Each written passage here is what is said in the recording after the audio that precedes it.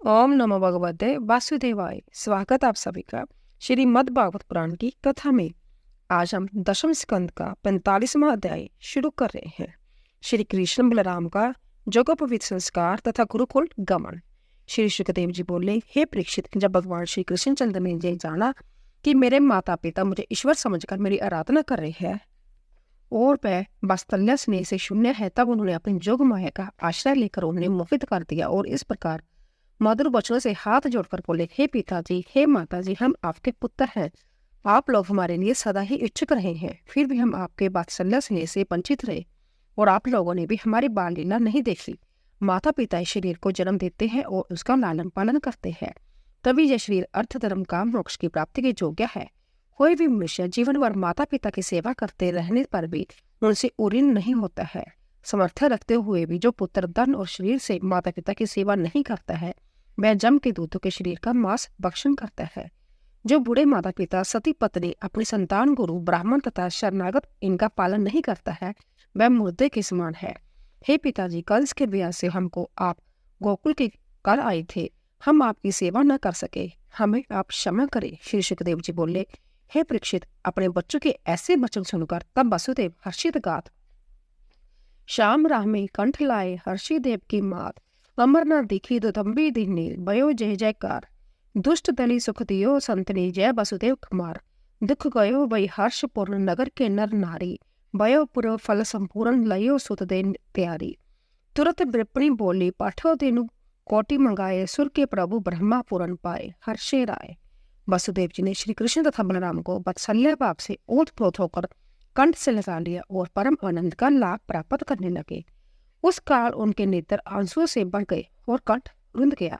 हे परीक्षित, वसुदेव नंदन श्री कृष्णचंद्र तथा बलराम जी अपने माता पिता को ढाढ़स बधाए अपने नाना उग्रसेन के निकट गए और बोले, कंस दुष्ट को मारे हो आज, नाना जी अब कीजिए राज। इतना कहकर उन्होंने अपने त्रिलोक्यवंद कर कमलों से उग्रसेन का राज्य तिलक कर दिया और बोले, हे नाना जी, राजा जयति के शाप के कारण यदुवंशी राज सिंहासन पर नहीं बैठते, किंतु फिर भी मेरी इच्छा है कि आप सिंहासन पर बैठिए और आपको कोई दोष न लगेगा। मैं आपकी सेवा करता रहूंगा। मेरे रहते हुए मनुष्य, यक्ष, राक्षसों की तो बात ही क्या, देवता भी आपके चरणों में मस्तक झुकाकर देंगे। तब भगवान श्री कृष्णचंद्र ने राजा उग्रसेन को राज्य देकर कंस के ब्याह से भागे हुए संपूर्ण यदुवंशियों की खोज कराकर मथुरा में बुला लिया। उनके रहने के लिए स्थान, धन आदि देकर उन्हें प्रसन्न किया। सभी यदुवंशी नित्य निरंतर भगवान श्री कृष्णचंद्र के दर्शन करते और इनके अपार सौंदर्य, दया, पूर्ण हास्य तथा चितवन से पूर्ण उनके मुखार बिंदु का अमृत पान करते। हे परीक्षित, अब भगवान श्री कृष्णचंद्र बलराम जी के साथ नंद बाबा के निकट उनके डेरों पर गए और उनसे हाथ जोड़कर इस प्रकार कहने लगे, नंदी कहत हरि वर्ज जाओ, कितक मथुरा बंजहि अंतर, जिये कहा पछताहु, कहाँ व्याकुल होत अति ही, हर हो कह जात, न्यूठर और में ज्ञान बरतो, मानी लीनी बात, नंद वह कर जोरी ठाठे, तुम कहे बरच जाओ, सुर मुख जय कहत बाणी, चित नहीं कर ठाओ। हे परीक्षित, उस काल नंद जी की यह दशा थी जो मणि के छीन जाने पर मणिदारी सर्प की होती है। वह भगवान श्री कृष्णचंद्र से जय वचन सुनकर कि हे बाबा, अब आप ब्रज को जाओ और हम कुछ दिन मथुरा में निवास करेंगे। नंद जी का चित्त अति व्याकुल होकर छटपटाने लगा और वह अवाक से होकर उनके श्याम सलोने मुख की ओर एक टक देखते रह गए। तब भगवान श्री कृष्णचंद्र ने उन्हें समझाते हुए कहा, हे पिताजी, आपने तथा माता यशोदा ने हमें बड़े स्नेह से पाला है। पालने वाला ही पिता माता होते हैं। जिनके माता पिता पालन पोषण के योग्य नहीं होते, जो लोग उन बच्चों को पालते हैं, वह ही उनके वास्तविक माता पिता है। इसमें संदेह नहीं कि आप लोग हमारे वात्सल्य स्नेह के कारण अति दुखी होंगे, किंतु अब क्या बस है, हम जहाँ के सुहृद संबंधियों को सुखी करके कुछ काल पश्चात अवश्य आपके दर्शन करेंगे। इस प्रकार अपने मधुर वचनों से तथा ज्ञान के द्वारा नंद जी को समझा बुझाकर उनको विदा किया। नंद जी पछताए मन मार ब्रज में पहुंच तथा नंद जी को राम श्याम के बिना देख करके गोपी ग्वाल पूछने लगे, कहो नंद, कहाँ छोड़ाए कुमार, कैसी प्राण रहे सुत बिछुड़, पूछत है गोपी अरूप खवार, करुणा करे यशोदा माता, नैनन नीर वहे असरार, चितवन नंद ठगे से ठाठे, मानो हारे होई ज्वार, मुरली धुनी नहीं सुनियत ब्रज में, सुर मुनिवर नहीं करत कवार, सूरदास प्रभु के बिछुड़ते कोई ना जाकन आवत द्वार। हे परीक्षित, उधर ब्रजवासियों की यह दशा थी और इधर वासुदेव जी की जहाँ आनंद मंगल के बधाई मंगल हो रहे थे, उन्होंने कोटि कोटि गौएं जो श्री कृष्ण और बलराम जी के जन्म नक्षत्र के समय मन ही मन संकल्प की थी, रेशमी वस्त्र आभूषण से सजाए, मन में हर्षाए, ब्राह्मणों को दान दी। 30 काल गर्ग जी को बुलाए, आनंद से बैठाए। वसुदेव जी ने अपने दोनों बालकों का द्विजांती संस्कार कराया। तब गर्गाचार्य जी ने उनको गायत्री मंत्रोद विधि पूर्वक जुगोपवीत दिया। हे परीक्षित, वैसे तो वह पूर्ण काम और सम्यक गायत्री ही थे, किंतु संसार के दिखाने के लिए जैसा भी कर्म उन्होंने अस्वीकार किए।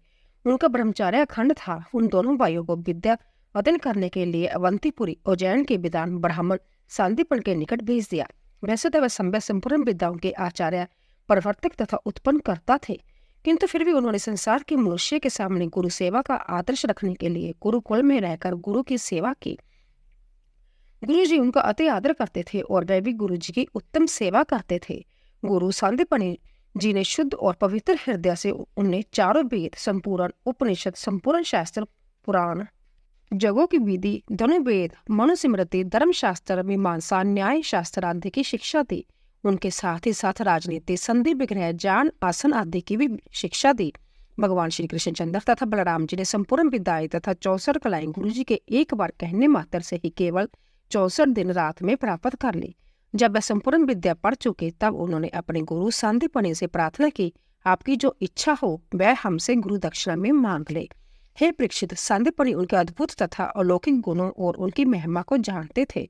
उन्होंने अपनी पत्नी से सलाह करके उन आत्माराम भगवान श्री कृष्णचंद्र और बलराम जी से कहा कि प्रवास क्षेत्र में हमारा पुत्र समुद्र में डूब गया था, तुम लोग उसे ला दो। गुरु जी के वचन सुनकर दोनों भाई रथ पर सवार हो प्रवास क्षेत्र में गए। समुद्र के निकट जाकर क्षण भर शांत भाव से बैठ गए। तब समुद्र साक्षात प्रभु को अपने निकट आया जानकर भेंट की सामग्री लेकर उनके चरणों में उपस्थित हुआ तथा श्री कृष्णचंद्र ने समुद्र से कहा, हे समुद्र, तुमने हमारे गुरु पुत्र को छिपा लिया है, उसे शीघ्र दे दो। मनुष्य की वेशधारी समुद्र ने कहा, भगवान, मैंने उनका पुत्र नहीं लिया है। मेरे गर्भ में एक पंचजन्य नाम का दैत्य शंख के रूप में रहता है, उसने अवश्य चुरा लिया होगा। तब भगवान श्री कृष्णचंद्र तुरंत ही उस जल में घुस गए और उस शंखासुर को मार डाला, किंतु वह गुरु पुत्र उसके पेट में भी ना मिला। तब वह उस पंचजन्य शंख को लेकर रथ पर आ बैठे और जमराज की सेमनीपुरी की ओर चल पड़े। जब वह जमराज की पुरी के निकट पहुंचे तब जमराज बड़े भक्ति भाव से पूजा की सामग्री लेकर आए और उनकी पूजा की। तब जमराज हाथ जोड़कर सिर नवाई बोले, हे जगत के स्वामी, मेरे लिए क्या आज्ञा है। तब श्री कृष्णचंद्र बोले, हे जमराज, अपने कर्मों के अनुसार हमारा गुरु पुत्र तुम्हारे जहाँ आया है, उसके कर्मों पर कोई ध्यान न देकर उसे हमारे निकट लाओ। तब जमराज ने शीघ्र ही सांदीपनि के पुत्र को लाकर भगवान श्री कृष्ण को सौंप दिया। भगवान श्री कृष्णचंद्र से बालक को लेकर गुरु के निकट लौट आए और गुरु को वह बालक सौंप कर बोले, आपकी जो इच्छा हो हे गुरुदेव, वह बिना संकोच के और मांग लो। गुरुजी बोले, हे बेटा, जब मैं ऐसे परम भागवत जगत के स्वामी का गुरु हूँ तो मुझे अब और क्या मांगना है। मेरी संपूर्ण कामनाएं संभवतः पूरी हो गई। अब दोनों अपने घर जाओ और तुम्हें लोगों की पवित्र करने वाली कीर्ति प्राप्त हो, तुम्हारी विद्याएं नित्य नवीनता को प्राप्त होती रहे। तब भगवान श्री कृष्णचंद्र गुरु से आज्ञा लेकर रथ में सवार हो बलराम जी के साथ मथुरा लौट आए। मथुरा नगर निवासी उनके दर्शनों के लिए प्राणहीन से हो रहे थे। उनके दर्शन प्राप्त करके परम आनंद में मगन हो गए। 46वां अध्याय, उद्धव जी की ब्रज यात्रा। योग ज्ञान उपदेश हेतु उद्धव ब्रज में जाहु, बलिभांति समझाए कर संदेश उनका लाहू। श्री सुखदेव जी बोले, हे परीक्षित, उद्धव जी वृष्टि वंशियों में अति श्रेष्ठ पुरुष थे। वह बृहस्पति जी के शिष्य और भगवान के परम भक्त थे। उनकी महिमा के विषय में इतना ही कहना प्राप्त होगा कि वह भगवान श्री कृष्णचंद्र के परम प्रिय सखा और उनके मंत्री थे। एक दिन भगवान श्री कृष्णचंद्र को अपने ब्रजवासी भक्तों की अधिक याद आई और उनके दुख से दुखी होकर अपने एकांत प्रेमी उद्धव जी के हाथ को हाथ में लेकर बोले, उद्धव बेग ही ब्रज जाहु, श्रुति संदेश सुनायो, मेरी बलवीनी को दाहू, काम पावक तुल तन में बिहरे श्वास समीर, जरी बसम नहीं होन पावे लोचननी को नीर, आजुल यही बांती है वह कुछ सजग शरीर, इति पर बिनु समाधि नहीं क्यों डरे तिहे दीर, बार बार कहाँ को हो तुम सखा साधु प्रवीण, सुर सुमति विचारिये जही जिये जल बिन मीन। हे परीक्षित, भगवान श्री कृष्णचंद्र ने उद्धव को इस भांति समझा कर कहा, हे उद्धव, मेरे माता पिता नंद बाबा तथा जशोदा और ब्रज की गोपियां तथा ग्वाल वाल मेरे बिना मेरे विरह में अति व्याकुल हो रहे हैं। मैं तुमसे क्या कहूँ, मैं ही उनका प्राण, जीवन तथा सर्वस्व हूँ। उन्होंने मेरे लिए अपने पति, पुत्र, घर बार सबको त्याग दिया। उन्होंने मुझे को अपना प्यारा, अपना प्रीतम तथा आत्मा मान रखा है। हे उद्धव, जो मेरे लिए अपने लोक परलोक को त्याग कर सर्वसम मुझे अर्पण कर देते हैं, मैं समय उनकी देखरेख करता हूँ। वह बर्ज गोपियाँ मेरी ब्रह व्यथा में व्याकुल होकर बार बार मूर्छित हो जाती है। वह मेरे मिलन की आकांक्षा से बड़े कष्ट से अपने प्राण रख रही है। हे उद्धव, मैं और क्या कहूँ, वह मेरी आत्मा है और मैं उनकी आत्मा हूँ। तुम उन्हें अपनी युक्ति से समझाना।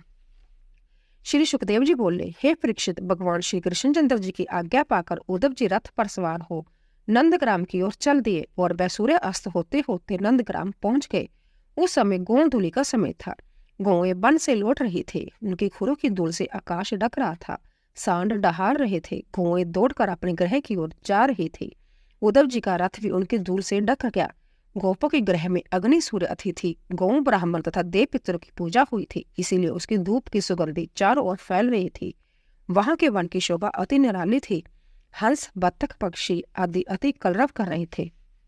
हे परीक्षित, जब श्री कृष्णचंद्र के प्यारे सखा उद्धव जी ब्रज में पधारे, तब नंद जी उनसे मिलकर अति प्रसन्न हुए। उन्होंने उद्धव जी को कंठ से लगाया और उनका वैसा ही सम्मान और आदर सत्कार किया जैसा मानो संभ्या उनके प्राण प्यारे श्याम सुंदर ही आ गए हो।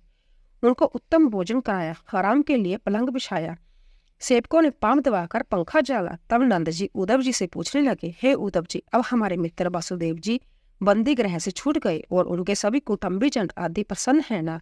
उस कंस ने उन्हें बड़ा दुख दिया था, अब उसका नाश हो गया है। हे उद्धव जी, यह तो बताओ कि हमारे प्राण प्यारे श्री कृष्ण बलराम तो प्रसन्न है ना? वह कभी हमारी जादवी करते हैं या नहीं? जय उनकी माँ यशोदा है, जय उनके सज्जन संबंधी है, जय सखा गोप है, जय उन्हीं को अपना स्वामी मानते हैं, उन्हीं का जय वृंदावन है, उन्हीं का जय गिरिजाराज है और उन्हीं की जय गौएं है जो निरंतर उनकी याद करती रहती है। हे प्यारे उद्धव, तुम जय तो बताओ कि वह हमारे प्राण प्यारे कृष्ण कभी एक बार जहां ब्रज में आवेंगे क्या? यदि एक बार जहां आ जाते तो हम उनकी मधुर मुस्कान, मनोहर चितवन, तोते किसी नाग आदि का दर्शन कर लेते। उन्होंने सदा ही हमारी रक्षा की है। हम तुम्हें कहाँ तक गिनावे। उन्होंने हमारी रक्षा के लिए गिरिजाराज पर्वत को भी 7 दिन तक अपनी एक उंगली पर धारण किया था। वह जहाँ खेलते थे, क्रीड़ा करते हुए बांसुरी बजाते थे। उनके सभी खेल की सामग्रियां जहाँ ज्यों की त्यों मौजूद है। उनको देख देख कर हमारा मन कभी उनकी जात नहीं भूलता है। मैं जानता हूँ कि वे आत्मा राम तथा लक्ष्मीपति भगवान है। मैं देवताओं का कार्य सिद्ध करने के लिए ही जहाँ पर आए हैं। वह किसी के भी नहीं है और सबकी है। मुझे गर्गचार्य जी ने तभी कह दिया था। उन्हीं के कहने के अनुसार उनके सभी कार्य मैंने ज्यों के त्यों देखे। इतना कहते कहते नंद जी का कंठ भर आया और उनके नेत्रों से अश्रुओं की अविराम धारा बहने लगी और वह उनके प्रेम आनंद में मगन हो गई तथा गला रोंदने के कारण चुप हो गए। यशोदा रानी भी नंद जी के निकट बैठी हुई थी। उनकी जैसा लीलाएं सुन रही थी। उनके नेत्रों से आंसू और सतनों से दूध बहता जाता था। उद्धव जी ने यह सब कुछ प्रत्यक्ष देखा और सुना कि उनका कितना अगाध अनुराग उनमें था। उद्धव जी बोले, हे नंद जी, इसमें संदेह नहीं कि भगवान श्री कृष्णचंद्र संपूर्ण चराचर जगत के स्वामी है। उनके प्रति तुम्हारा ऐसा बात्सल्य स्नेह अति सराहनीय है। भगवान श्री कृष्णचंद्र परम पुरुष है और बलराम जी प्रधान प्रकृति, यह दोनों ही संपूर्ण विश्व में प्रविष्ट होकर उसमें शक्ति प्रदान करते हैं तथा शरीरधारियों को जीवन दान देते हैं। वह इस जगत के नियंता है। जिनका शुद्ध मन एक क्षण के लिए भी उनमें लग जाता है तो उनके संपूर्ण कर्म वासनाएं धुल जाती है। वह परम गति को प्राप्त होता है। मैं पृथ्वी का भार उतारने को जहाँ आए हैं उन भगवान श्री कृष्णचंद्र के लिए आप दोनों का अटूट वात्सल्य स्नेह है। फिर आप दोनों के लिए कोई भी शुभ कर्म शेष नहीं रहा। वह भक्त वत्सल भगवान श्री कृष्णचंद्र कुछ ही दिनों में ब्रज में आवेंगे और अपने माँ बाप व आप दोनों को आनंद प्रदान करेंगे। उन्होंने यूं ये कहा है कि मैं ब्रज में आऊंगा। इस वचन को वे अवश्य ही सत्य करेंगे। अब आप लोग धैर्य धारण करें और उनसे मिलने के लिए इस शरीर और प्राणों को धारण रखें। वह श्री कृष्णचंद्र सदा आप ही के निकट रहते हैं। जिस प्रकार सदा काष्ठ में अग्नि व्याप्त रहती है, उनका ना कोई प्रिय है ना कोई अप्रिय। उनकी दृष्टि में ना कोई अच्छा है और ना कोई बुरा है, जहाँ तक कि वह अपने शत्रु से भी शत्रुता नहीं रखते हैं। फिर आप लोग तो उनके माता पिता हैं। वह जुग जुग में अवतार लेते हैं, कभी मत्स्य अवतार, कभी कच्छप, कभी बराह, तो कभी बावन अवतार लेते हैं। वह अपनी लीला विलास के लिए सत्य रजतम तीनों गुणों को स्वीकार करके जगत के सृष्टि पालन तथा संहार करते हैं। उनकी लीला को कोई नहीं जान सकता। जीव अहंकार वश में तथा मेरे पन के कारण अपने को कर्ता मानकर अहम बुद्ध से अपनी उस आत्मा को भूल जाता है। हे नंद जी, वह केवल आप ही के पुत्र नहीं है, वह समस्त प्राणियों के पुत्र है, पुत्र ही नहीं अपितु विश्व के माता पिता तथा स्वामी है। जितना भी जय स्थावर जंगम भूत भविष्य तथा वर्तमान दृष्टि आती है, यह सब ही है और वह ही परम ब्रह्म सत्य है। हे परीक्षित, नंद बाबा, यशोदा रानी और उद्धव जी में इसी भांति बातें होती रही और सारी रात व्यतीत हो गई। जब कुछ रात शेष रही तब गोपियां उठी, दीपक जलाए और गौरों को झाड़ना बुहारना करके दही मथने लगी और देवता आदि का पूजन अर्चन करने लगी। दही मथते समय कमल नयन भगवान श्री कृष्णचंद्र के मंगलमय चरित्रों का गायन करती जाती थी। जब सूर्य उदय हुआ और सब ब्रजगनाओं ने घरों से बाहर निकलकर यह देखा कि किसी का रथ नंद जी के द्वार पर खड़ा है और सुना है कि भगवान श्री कृष्ण के प्यारे सखा उद्धव जी आए हैं, तब तरुणी गई सब बिलखाए। जब भी आए सुनो उदो, अति गई जुराए। परी व्याकुल जहां जसुमती गई तब सब दाए। नीर नैननी बहती तारा लई पहुंची उठाए। एक बई अब चलो मार्ग सखा पठो श्याम। सुनो हरि कुशलत लयो महिरीसो कहे बाम। जब हिलो रथ निकट आयो तब होते प्रतीति। वह मुकुट कुंडल पीताम्बर सुर प्रभु अग्रीति। हे परीक्षित, उस काल गोपियां व्याकुल होकर परस्पर कहने लगी, जय किसका रथ है? कहीं वह क्रूर अक्रूर ही तो फिर नहीं आया? वही हमारे प्यारे श्याम सुंदर को मथुरा ले गया था। क्या अब वह हमें लेने आया है जो अपने स्वामी कंस का पिंडदान करावेगा? इसी भांति ब्रज युवतियां परस्पर बातें कर रही थी कि उस समय उद्धव जी नित्य कर्म से निर्वृत्त होकर वहां पास आ पहुंचे। बोले बांके बिहारी लाल की जय। तो दोस्तों, अगर आपको हमारी कथा पसंद आ रही हो, प्लीज शेयर कीजिए। धन्यवाद।